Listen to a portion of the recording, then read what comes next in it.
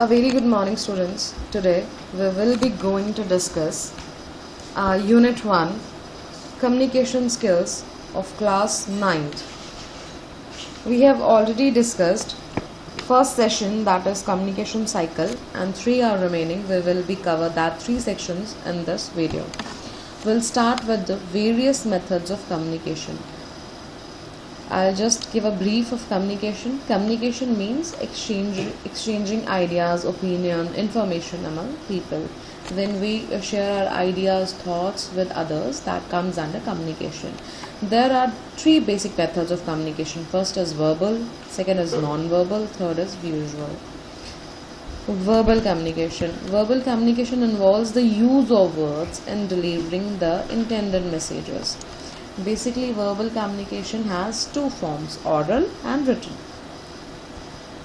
Now, oral communication. If I elaborate oral communication of verbal communication, it is basically when we speak, where we put our ideas through spoken words, where we express our views openly through spoken words. Again, why I am saying spoken words? Because when we are talking one on one, or when we are talking in conference, when we are talking in a meeting, that comes under oral communication. Okay, oral communication basically has some examples. I'll give you that is telephonic conversation, video conferencing, voicemails, journal conversations, speeches, meetings, seminars, many more.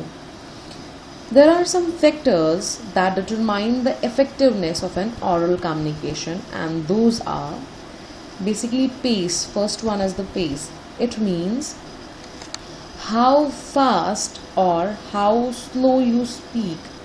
If the speaker talks too fast, the receiver won't be able to get that information too easily as it will get that when we spoke a little bit slow. Second one is the clarity and pronunciation. How correctly, how properly we pronounce the word, that comes under pronunciation. Volume, or you can say pitch. How loud or soft we say. Like somewhere we are listening to a speech and sometimes we say like it is just banging at my head, and it just like I just don't like the tone, it is just pinching to my ears. That pitch is not that soft, where we can say. Now next is choice of words. When we are delivering speech, while we are on conferences, we should choose our words very properly. Like there is an example, like if I have to say these shoes are very cheap, this statement won't look that good. Rather I use the shoes look shabby. It's quite good, the shoes are not that costly, it's quite good on inside, while saying the shoes are very cheap. Fluency. When speaker says what extra, like these words, somehow while we are in a meeting, while we are saying something, while we are delivering lectures, our fluency should be very good, so that the message would be completely clear to the receiver. The speaker should not break the flow of communication. Length of communication. The conversation should be simple, short and to the point, so that the main points of the communication should not suffer. If the communication would go too long, like it would be 2 hours, 3 hours, the communication would get boring, because it is not possible to listen to something to such a long time. That's why communication should be simple, short and to the point, so that the effectiveness of the communication would be maintained. Advantages of oral communication. It helps in building relationship, it encourages involvement in teamwork. Oral messages provide prompt feedback on the very moment you'll get the feedback. It is cost efficient. Now disadvantages. The biggest disadvantage of the oral communication is that there is no legal proof of what you said. Second one is the people may forget what you said. People don't believe in saying. People now these days people don't believe in saying. The form of communication is not suitable for lengthy messages. Written communication. Now second is written communication. It involves sending messages in the form of written words to convey information, like we do when we have to send emails, when we have to draft our messages, when we have to send letters, we used to write essays, kind of information, kind to save our messages. When we like to pen down something, these comes under written information. Like letters, reports, resumes, brochures, circulars, memorandums, contracts, notice, these come under written communication. Now advantages of written communication. Written communication allows the sender to thoughtfully draft clear and comprehensive message. Written content has a legal validity which a oral communication is lagging to. Disadvantages of written communication. Written communication may involve postage cost. Written communication requires time to draft the message. You have to choose words properly, you have to write properly, phrases, full stops, commas. You have to keep in your mind the way you are writing. These are some disadvantages. While when you are saying, you don't have to care about your commas, your words, like as in words means you don't have to care about your way of writing, your way of sentence, and all such. Next comes our non-verbal communication. Non-verbal communication means when we are communicating without the use of words, oral or written. Okay, that comes under non-verbal.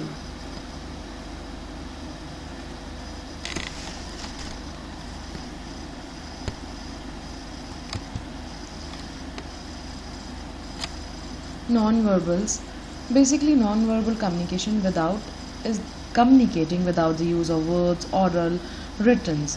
Non-verbals basically convey thoughts and feelings in the absence of verbal communication. There are different elements of non-verbal communication, like facial expressions, gestures, voices. Like when we sit in a conference or in a meeting with a face like full of stress, the communication won't be that effective. But if we sit with a smile on our face, the communication will be much more effective. Body language is there. The way we stand, the way we walk includes an positive body language, where the communication takes, like we are going on the right path or on the wrong path, where the communication is much more effective or not that effective. Eye gaze, the way we stare, blink, these are the non-verbal form of communication. Physical contact, dress and appearance. Advantages of non-verbal communication. Non-verbal communication complements a verbal message. Physical gestures greatly help handicapped people. Disadvantages: it is difficult to analyze non-verbal message. Sometimes we'll get misunderstood by the verbal gestures, or there may be any distortion of information. Now we will move ahead towards visual communication. Basically, visual communication includes like graphs, charts, maps, PowerPoints. These are those like any verbal or non-verbal communication utilizes the sense of sight. That is known as visual communication. Like sense of sight means like where we can use graph, charts, maps, PowerPoint, presentations, like such. Now here is perspective in communication. If I explain perspective in definition, perspective is an individual's point of view through which we can interpret and understand every communication and event happening around us. I will explain this perspective with the help of a little story. See, there was a watchman who always used to open and close the gates and then greet the house owner, but the owner never responds to him. The watchman thinks his owner is a little arrogant and does not want to talk to some poor fellow. Every day after work he searches the garbage for food, whatsoever is left by the owner. One day when he was searching for the food, he finds a bag full of eatables in a well-packed poly bag. He didn't understand who puts it and why someone does it. This goes on for several years until his owner has died. After his owner's death, he searches daily but never got that bag again. Without that food, it was again difficult for him to feed himself with the little salary he gets. So he went to the owner's wife to ask for a salary raise. When he asked for the salary raise, the owner's wife cautions him why didn't he come early and had been working with such little salary. He tells her about the poly bag he used to get every day, and for the reason his salary was enough, and for this reason his salary was enough for his family. But now it stopped. The owner's wife got tear in his eyes and said, "You are the fifth one telling the story. My husband used to help everyone he can. Don't worry, you will have the raise." Again from next day he start to get the poly bag with eatables at the same place. This time the watchman thinks that it must be his owner's son. Every day he greets the owner's son and even he never replied the watchman. One day, nearly fed up with this, the watchman shouted aloud to the owner's son, "Sir, thank you." The owner's son turns and said, "Sorry, I didn't hear you. I have hearing problem just like my father has." It means every side has two corners, every coin has two faces. It's we have to take which face we want to. Basically this story tells it's the thing, the way you want to take. Like here is the example. This is number 6 or number 9. If I see from the left handed side person, he said 6, but if I see from the right handed one, it's 9. It means everyone has their own perspective of seeing different things. Everyone has their own beliefs and motives. Factors affecting perspective in communication. First, visual. Basically, if you look at this figure at the very first, you will look two black faces and white as background. But if somebody said you to analyze it from the very clear, you will see a white vase in the front with black background. The second perspective, the vase one, is visible either after some time or when someone tells us to observe more carefully. It is someone like it's a saying like beauty lies in the eyes of beholder. Now language. Perspective plays a role in the interpretation of words as well. Some words have different meanings, depends how we interpret them. Basically, effective listeners remember that word who have no meaning. Consider the statement, "This man is fair." The statement may be interpreted in two different ways, such as "This man has fair complexion," or second, "The man is unbiased in his judgment," as mean he is not that partial. Now sometimes we are judging on our past experiences. Like there are some experiences when it is bad or when we haven't performed very well, but let's suppose there are two phases, my first year and my second year. Like if I got failed in my first year, next year somebody thinks like he will be failed again in the second year because he was failed in the first year. But it doesn't matter. Our past experience doesn't say that we will fail in the second term also. It depends. Next is attitude. Attitude means how you take the things. For me, I take the glass as half filled, or somebody else takes the glass as half emptied. It depends on the people's attitude, how they take the things. Next is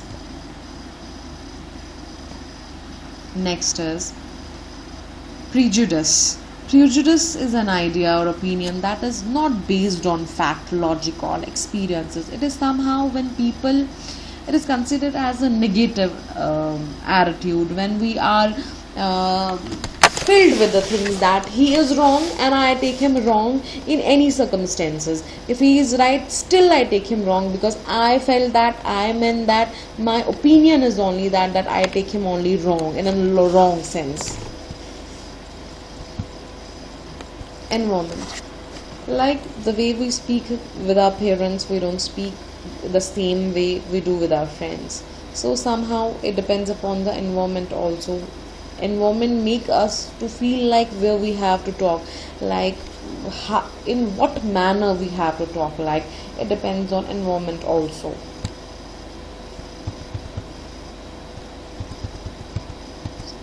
Feelings. While communicating, there are feelings. The first one refers how you feel on a specific day. If you are well, you'll communicate well as usual, but if you are sick or in bad mood, you talk differently. It means somehow feelings will also affect the effectiveness of communication. Beliefs. Like our beliefs is a unique perspective with which each interpret any message or event. Beliefs shape our behavior, which in turn affects our effective communication. If I believe that yes, I have a positive attitude, yes, my communication will turn perfectly into an effective, but I believe that no, I can't do it, it will definitely make an effect on my effectiveness of communication too. Now the most important part, there are 7 C's of communication. 7 C's of communication includes the most important part.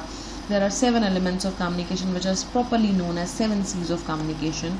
They are taken as checklist. It is clear, correct, complete, concrete, concise, consideration, and courteous.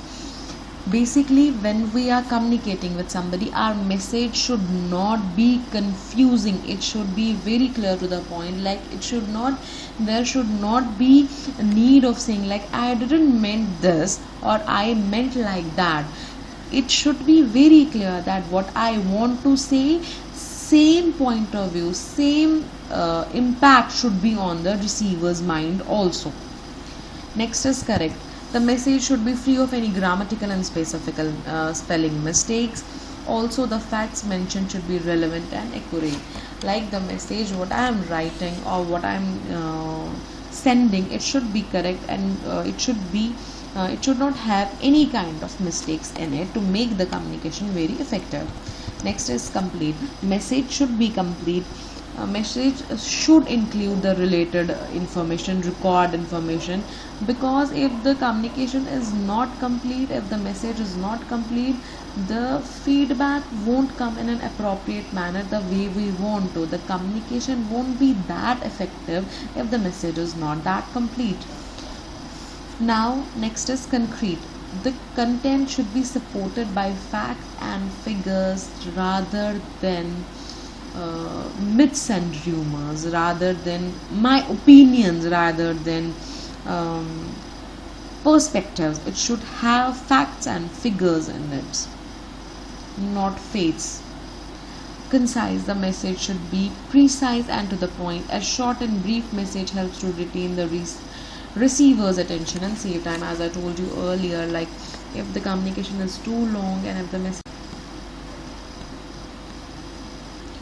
message is too long, it will not take the receiver's attention properly and it will also not save the time of the receiver. So if the message is concise, it will catch the receiver's attention also. Now consideration. The sender must take into consideration the receiver's opinion, knowledge, mindset, background, etc. to communicate effectively. Let's suppose if I don't take the receiver's opinion, knowledge properly, the receiver won't take my message properly, because my receiver's interest is not into the message which I have, which sender has made. So sender should take clearly receiver's opinion, knowledge, mindset also into consideration to make the communication very effective. Next, courteous. The sender must consider feelings and viewpoints of the receiver while drafting the message. We should take care of the feelings also, viewpoints also. Like it should be on a polite note. It should not be on that arrogant note while we are drafting the message. It should be on a requesting manner. It should have some like choice of words, like that example, the shoes are very cheap. Instead of using that, we can use the shoes are quite shabby, they are not that expensive. So we have to keep that words in mind also. So this is the end of the unit 1, communication skill. It is basically, you all have read this chapter in your previous section, in your previous classes also. So there is some little we have talked about. I have given you the words about communication, 7 C's, and verbal, non-verbal perspectives. Hope you'll understand this. Thank you so much.